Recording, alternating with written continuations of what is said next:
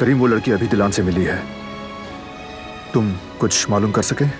मैं खबर का इंतजार कर रहा हूँ बारा। कुछ ही देर में सारी मालूमात मेरे पास होगी। जैसे ही कुछ मालूम होता है मैं तुम्हें कॉल करता हूँ। ठीक है, वेट कर रहा हूँ।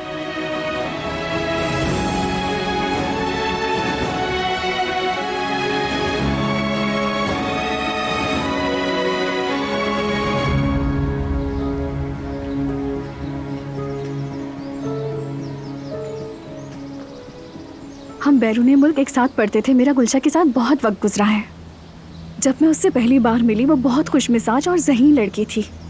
उसके ख्वाब बहुत बड़े थे। अपने घर वालों से बहुत प्यार करती थी वो। सबिहा साहिबा की तरह बिल्कुल। शायद तुम उनके घर गई हो या नहीं। गुलशा का कमरा वैसा ही रखा हुआ है। एक चीज को भी हाथ नहीं लगाया आज तक। अंदाज़ा है मुझे। जैसा कि मैंने कहा, गुलशा अपनी अम्मी से बहुत प्यार करती थी। वो अपनी अम्मी की जान थी। गुलशा का बस यही कहना था कि यूनिवर्सिटी ख़त्म हो जाने के बाद वो किसी अच्छे हॉस्पिटल में जॉब करेगी। लेकिन वक्त के साथ चीज़ें ख़राब होने लगी। क्या मतलब?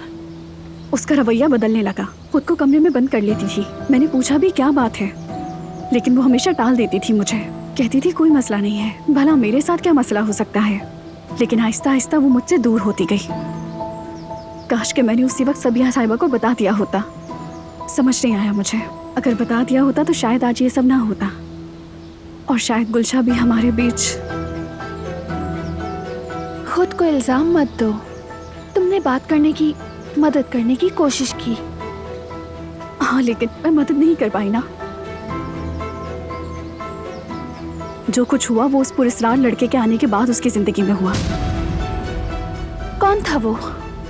कौन आया उसकी जिंदगी में? क्या वो भी यूनिवर्सिटी में था? नहीं मालूम मुझे। वो कुछ बताती ही नहीं थी। जब मैं उस लड़के से मिलने का कहती, वो मेरी बात टाल देती थी।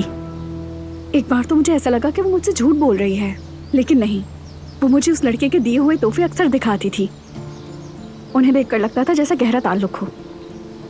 आम दिन हो या खास दिन, वो उससे मिलने जाया करती थी। गुलशा मुसलसल उसी के साथ वक्त गुजारने लगी थी। आप तो इस बात को जानते हैं ना कि जब लड़की की जिंदगी में कोई लड़का आता है तो वो कैसी हो जाती है। अच्छा, फिर क्या हुआ? जब यूनिवर्सिटी खत्म हुई तो गुलशा तुर्किया वापस चली गई। जैसा कि मैंने आपको बताया, हमारा राब्ता काफी कम होने लगा था, और जब वो वापस आई तो बिल्कुल खत्म हो गया। तो जब वो तुर्की आई तो कभी राब्ता नहीं किया तुमने? एक बार सामना हुआ था उससे, तब थोड़ी बात हुई थी हमारी। उसने बताया था कि अब भी उस लड़के के साथ है और उसके साथ बहुत खुश है। वो जानकर मुझे भी अच्छा लगा। तुम्हारा बहुत शुक्रिया। गुलशा के लिए बहुत अफसोस है मुझे। वो बहुत कम उम्र थी। उसकी मौत ने तो मुझे हिला कर रख दिया था।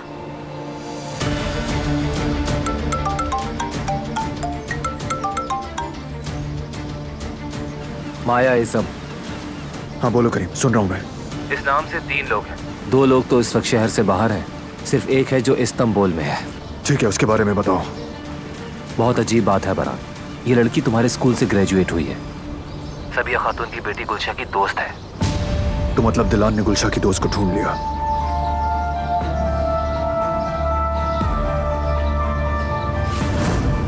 सबिहा साहिबा की एक बेटी थी, गुलशा।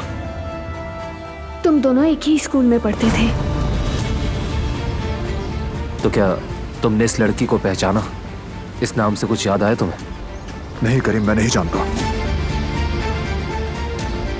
लेकिन इस गुलशा में कुछ तो है। इस मामले को हम पसे पुश नहीं डाल सकते करीम। तुमने ठीक कहा बरान। दोनों की मजीद तहकीक करता हूँ और फिर बताता हूँ तुम्हें। हर चीज के लिए तुम्हारा बहुत शुक्रिया। अपना ख्याल रखना। खुदा हाफिज।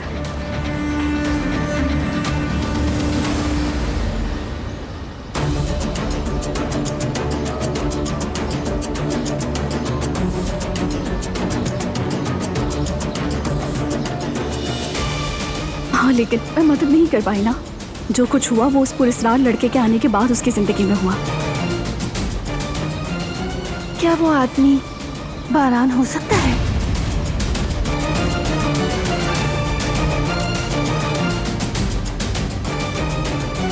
क्या हुआ तुम्हें?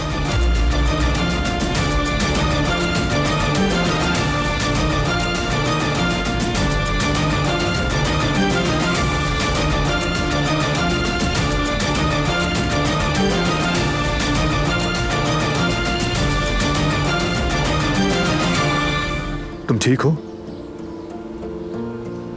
हाँ मैं ठीक हूँ, कुछ नहीं हुआ। चलो अब चलते हैं।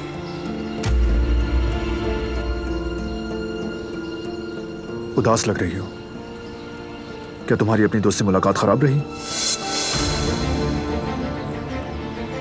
जो माया ने बताया मैं इससे कैसे पूछूं? कैसे पूछूं कि क्या वो आदमी तुम ही हो? नहीं, कोई मसला नहीं, सब कुछ अच्छा रहा। बस मेरे सर में थोड़ा दर्द हो रहा था इसलिए। क्या अब हम चलें?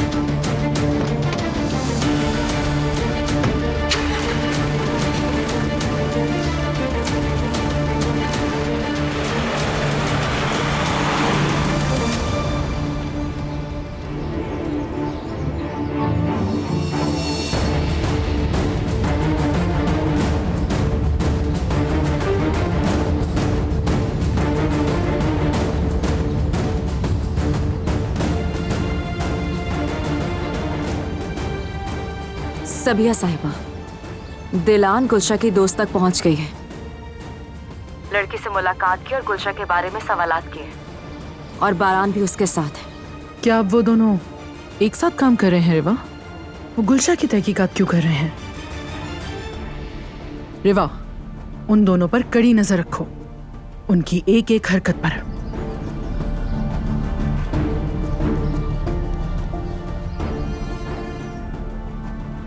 तो अब वो दोनों एक हो गए हैं और गुलशा की तहकीकात कर रहे हैं। कौन जाने बारान ने दिलान से क्या क्या झूठ बोले होंगे।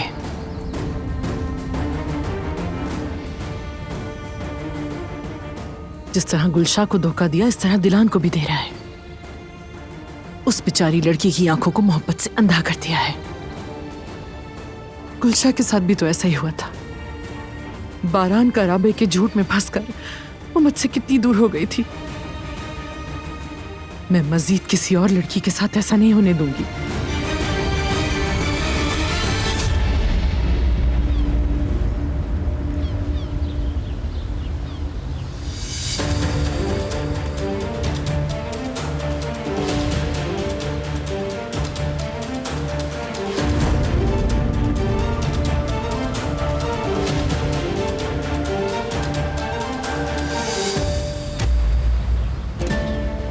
अब तुम्हारी शादी के दिन करीब आ रहे हैं। जो कुछ हो रहा है बिल्कुल मुनासिब नहीं।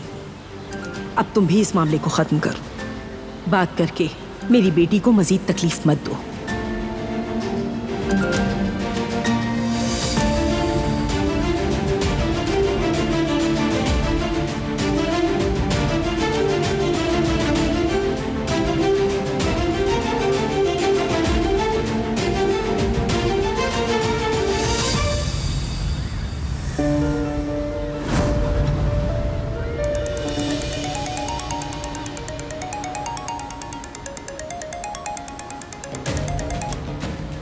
जी कौन?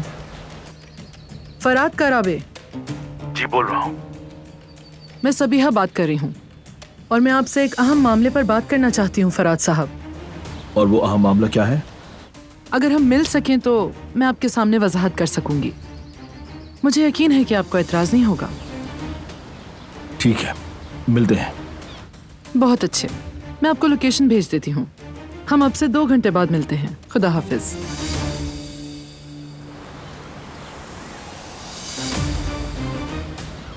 आखिर ये औरत क्यों मिलना चाहती है मुझसे? यकीनन इसका कोई मकसद होगा। देखते हैं।